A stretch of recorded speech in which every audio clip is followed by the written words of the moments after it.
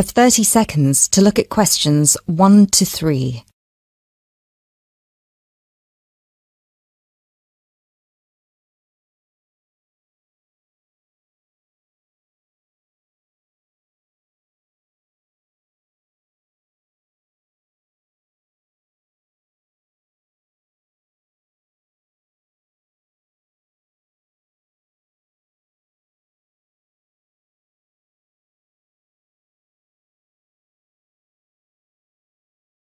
Hello, accommodation department. How can I help you? Do you look after accommodation for international students? Yes, we look after accommodation for all the students. Good. I hope you can help me then. I've only just been accepted onto a postgraduate course, and I want to know if there is any accommodation available from this September. I know it's very short notice. Yes, it is rather late, but I'm sure we'll be able to find you something. First of all, can you give me your name and student number so that I can find you on the system? Sure. My name is Maria Teresa Gonzalez. Maria Teresa Gonzalez. How do you spell that? Gonzalez.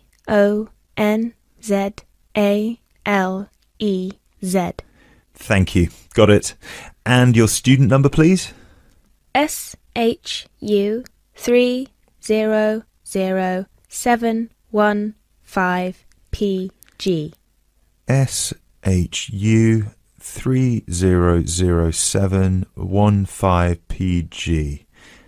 Ah, here you are. Department of Modern Languages. Yes, that's me.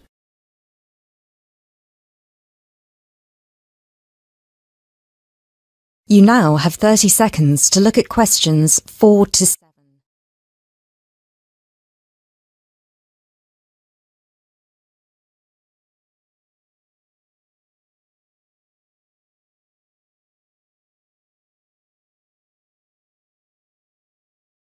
Okay, now there are several options for postgraduate students. Firstly, there is the Trigon. This is a new block near to the station and not far from the main campus. Accommodation is what we call cluster accommodation. What does that mean? There's a small group of rooms, usually 6, each with its own bathroom clustered around a lounge kitchen area which is shared. Oh, I see.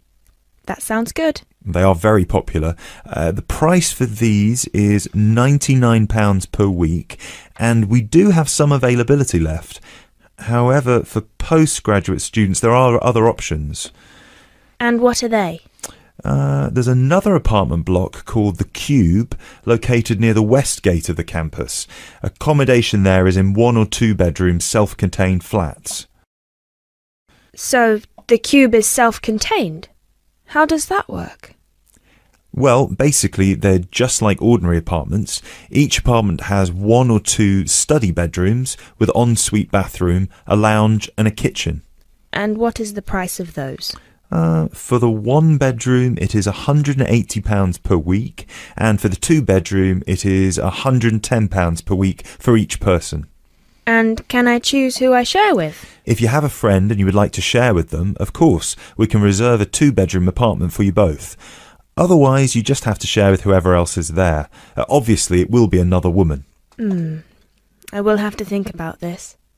Do I have to make a decision now? No, but we don't have much accommodation left, so I can't guarantee that there will still be availability if you leave it too long. Yes, that's fair. I have a friend in the management department who might like to share. I will speak with her and get back to you this afternoon. Okay, fine. Do let us know as soon as you can. I will do. Thanks for all your help. My pleasure. Bye. Bye.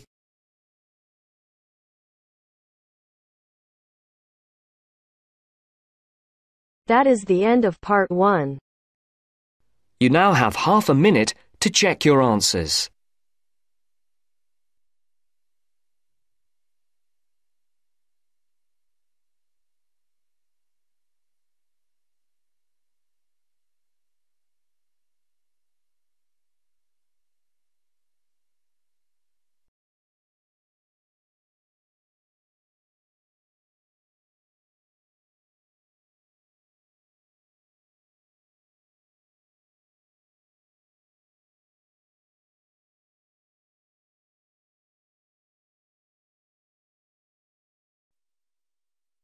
Now turns to Part 2. Part 2. You are going to hear a lecture given by a counselor. First, you have some time to look at questions 11 to 15.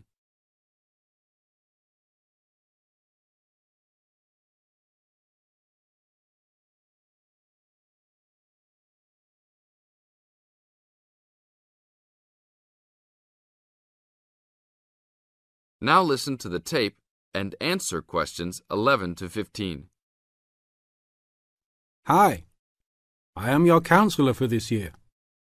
Today, we will visit the facilities available to you on our campus. As students, you should take advantage of everything you have available to you. How many of you like sports? Well, I hope most of you do, because our school has great sports facilities.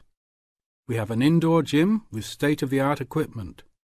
First, I want to tell you about our basketball facilities. There are 2 basketball courts. Both are full court and open for student use. We offer basketball leagues that all students are invited to join. Just sign up with a team. Usually, there are games on the courts, but during league time, only the teams are allowed to use the courts. The basketball courts are open 24 hours a day. If you want a job, you can be a referee at the games. Next, I want to tell you about the tennis facilities. We have 5 tennis courts available for student use. The tennis courts are open every day, 8 a.m. until 10 in the evening. You should call ahead to reserve a court because they are very popular and can often be booked weeks in advance. There are rackets and balls available for rent at the front desk of the courts. There is an Olympic-sized swimming pool that is open for students and the general public. There are also showers and locker rooms available. The swimming pool is open every day, 9 a.m. until 7 in the evening. There are openings for the position of lifeguards, so if you are looking for a job in the sun, this might be good for you. Now look at questions 16 to 20.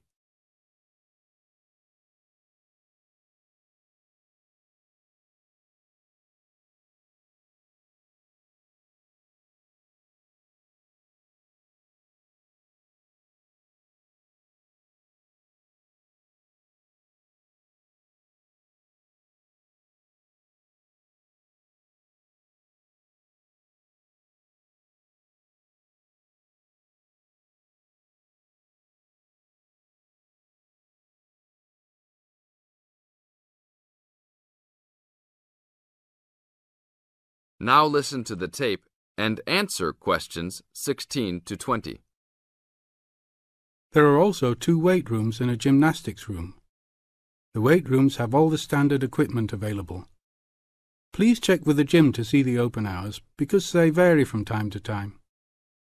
The gymnastics room is usually not open for individual users because there are almost always classes held in the room. However, if you are interested, you may sign up for gymnastics classes. Plus, if you like martial arts and boxing, we offer classes for everyone, from beginners to advanced students. Please check the schedule for availability. There is everything available, from Chinese wushu to Brazilian wrestling. I will talk for a brief moment about our library system. Our campus has 3 libraries available to undergraduate students, 1 additional graduate library and 1 faculty library. The libraries are open daily until midnight except for during testing periods, when the libraries will be open 24 hours. Please look on a map to see where the libraries are located. All students with a valid ID can check out books, with a maximum of 10 books at a time. Books can be checked out for a 2-week period and then renewed for 1 month maximum. After that, there is a $1 fine per week that the book is overdue. I will repeat that. There is a hefty $1 fine per week. So it is a good idea to return books on time. If you lose a book, then you will have to repay the library for it, plus a fine. If you damage a book, most likely you will have to repay the value of the book. So please, enjoy the library facilities, but take care of the school's belongings. The library is also equipped with 200 computers for student use. They are all internet ready and available for use. You must sign up at the library for 1-hour time slots. You may sign up for up to 3 consecutive slots at a time. No one can use the computers without first signing in at the library. That is it for now. Thank you for your attention. That is the end of part 2. You now have half a minute to check your answers.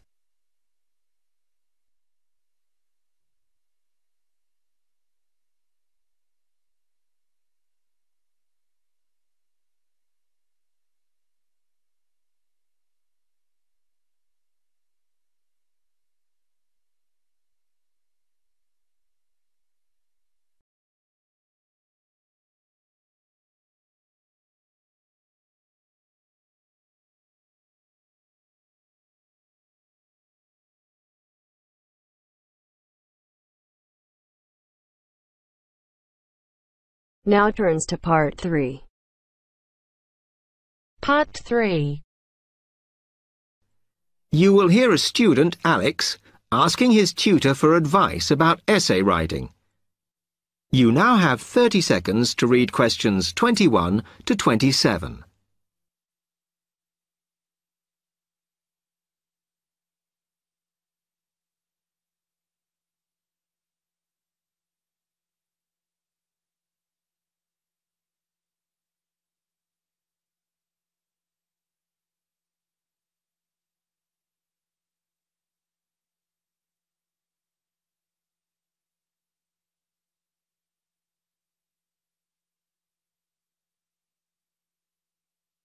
Hi, Alex. Come in. I gather you wanted some help with writing essays. Yes, I'm finding this first term difficult, and I'm worried about the assignments we have to do for January. Well, let me see if I can help. You shouldn't panic about it, because essay writing is a very straightforward process, really. What it involves is organising the information that you want to include. You shouldn't have more than you can easily manage within the word count. Make sure you haven't got too much or anything irrelevant. You need to look at that and work out what you need and what you don't need before you start. And then you just have to think about how you're going to put forward your argument. Oh, that sounds very straightforward when you put it like that. But I'm worried I haven't got the necessary skills for writing an effective essay because English is my second language. Well, perhaps you misunderstand the skills you need. You need to be able to analyse your data, and then I would say the skills of interpretation and expressing yourself are important. Perhaps it's this last one that bothers you, but the more essays you write, the more you will develop these skills. Yes, and I don't quite know how to improve at that. Though, as you say, I know practice will help. And I need to make sure I've got everything ready before I start. Yes. What is vital to good essay writing is preparation. So make sure you build in enough time to do the research you need. Are there any other sources I can use to help me with essays? Yes. You should go to the library and look through the reference section, because there are books that focus on the style we use in academic writing, and those will help you a lot. The other thing that you should think about is what happens when you've actually written your essay. Too many students just complete their work and hand it in, whereas what you should be doing is making sure that you edit it as thoroughly as possible. Oh, yes, that's a good idea. Then I'd pick up any mistakes and also see if it reads logically. Exactly. The other thing is, again, what a lot of students do is get their essays back, look at the marks, then just file it away. They don't realise that if they checked it through and looked at what the tutor had written, then they can learn from their old essays. Yeah, I can see that's a good idea. So, is that okay? You can always come back to me. You now have 15 seconds to read questions 28 to 30.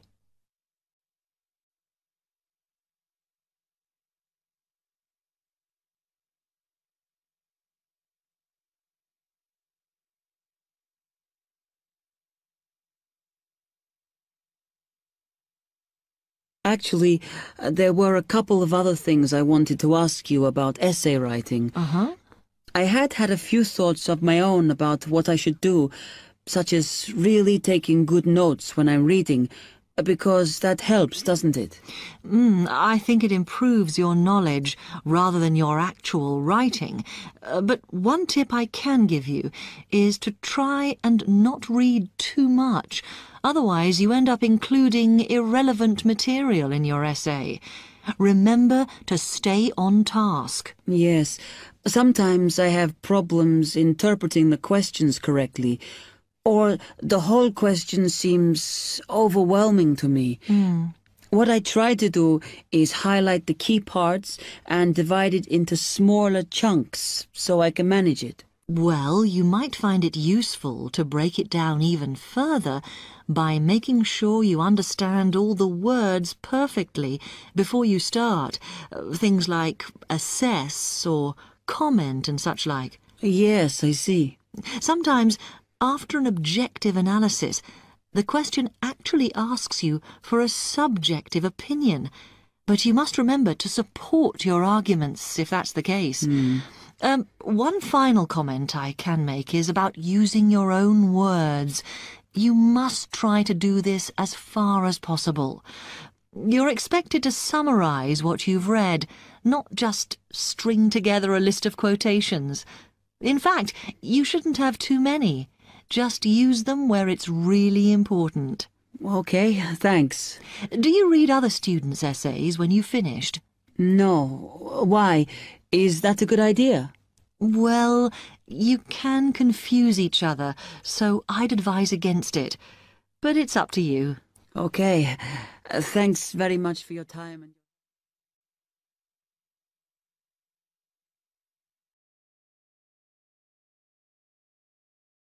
That is the end of part 3. You now have half a minute to check your answers.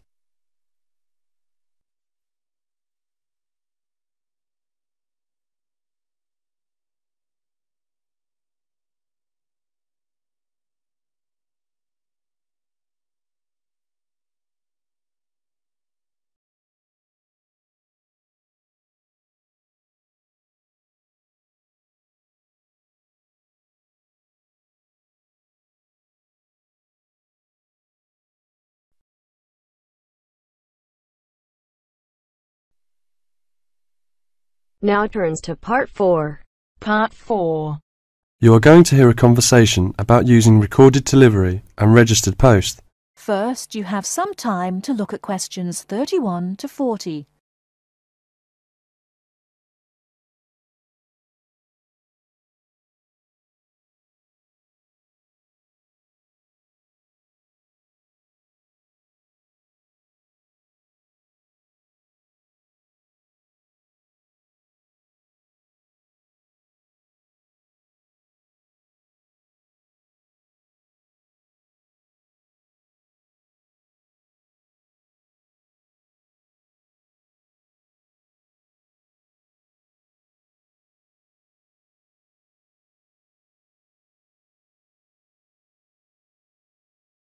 Now listen carefully and answer questions 31 to 40.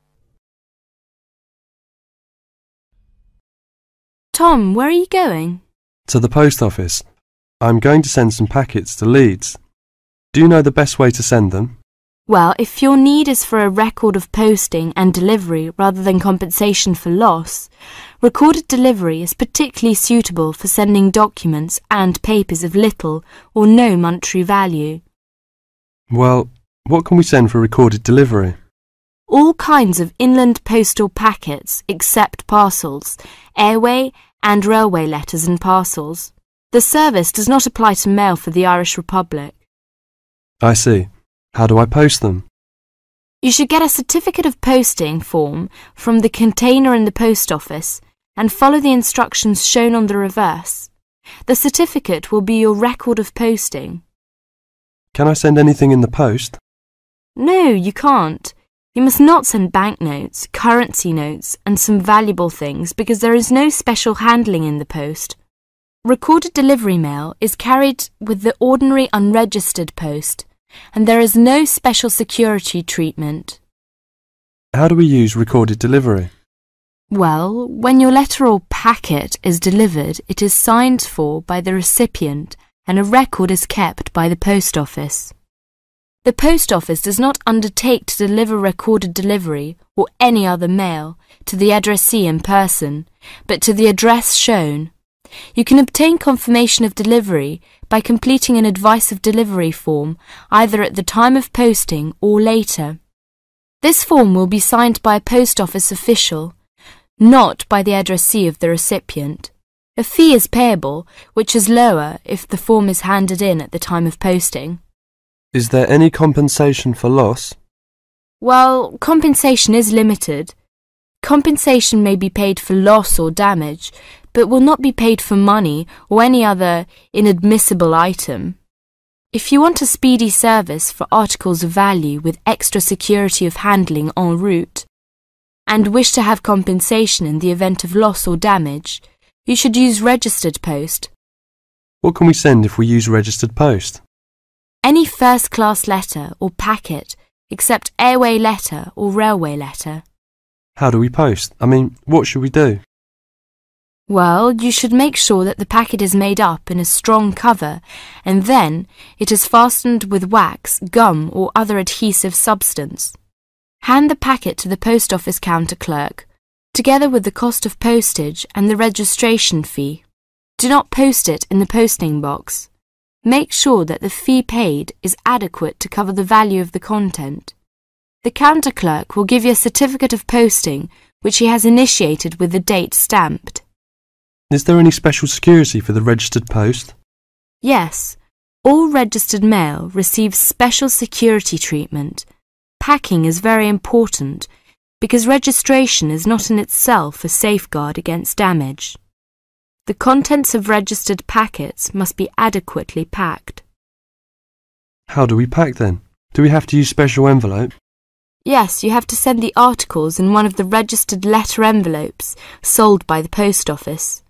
These envelopes are already stamped for first-class postage and have the minimum registration fee. What about the compensation? Compensation will not be paid for the following articles, such as banknotes, currency notes, trading stamps, coupons, and some valuable things, unless they are enclosed in one of the registered letter envelopes sold by the post office. I see. How does it deliver? The recipient on delivery signs for your registered mail. The post office does not undertake to deliver registered or any other mail to the addressee in person, but to the address shown. You can obtain confirmation of delivery by paying an additional fee and completing an advice of delivery form, either at the time of posting or later. If you require the recipient's signature on the advice of delivery, the form must be handed in at the time of posting. Otherwise, a post office official will sign the certificate. The advice of delivery fee is lower if the form is handed in at the time of posting. Thank you very much for all this useful information. That is the end of part 4.